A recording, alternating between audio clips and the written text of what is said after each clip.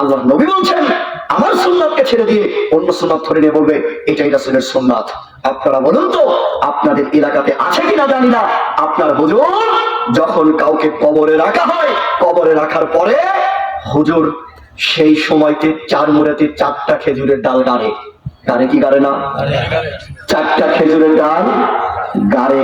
একজনকে বলে হুজুর কেউ কে আছেন এই জায়গাতে সূরা ফালাক করবেন, আপনি সূরা নাস, আপনি কাউসার, আপনি সূরা কাফিরুন, এইভাবে 4 জনকে 4 কুল পড়তে বলে। এরকম আছে কি নাই? আছে। 4 কুল পড়তে বলে, 4 জন 4 মুড়াতে খেজুরের ডাল কাটতে বলে।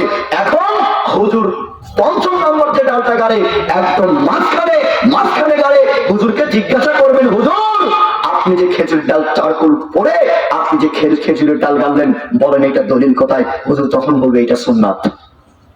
নজুবিল্লাহ করবেন না? হুজুর তখন কি বলবে? এটা সুন্নাত। হুজুর কোন দলিলটা দিবে? ওই যে আল্লাহর নবী রাস্তাতে পথ চলা শুরু করলেন, দেখছেন কবরের আযাব হচ্ছে, তিনি সেটা বুঝতে পেরে খেজুর ডাল গাড়ি দিলেন, আযাব বন্ধ হয়ে গেল।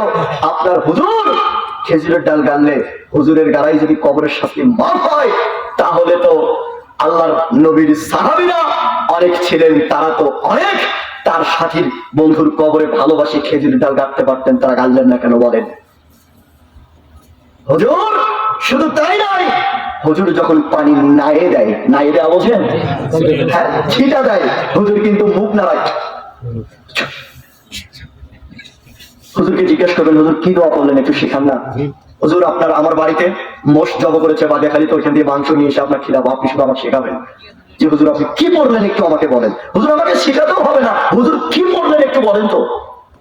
আল্লাহি আল্লাহর কসম হুজুর বলতে পারবে না হুজুর কি বললো। হুজুর আপনি বলতে তো পারবেন না, তাহলে ঠোঁট নড়লেন কেন বলেন? আল্লাহ নবী এটাই বলেছে আমার সুন্নাতকে ছেড়ে দিয়ে অন্য সুন্নাত ধরে নিয়ে বলবে এটাই রাসূলের সুন্নাত। নেন এবার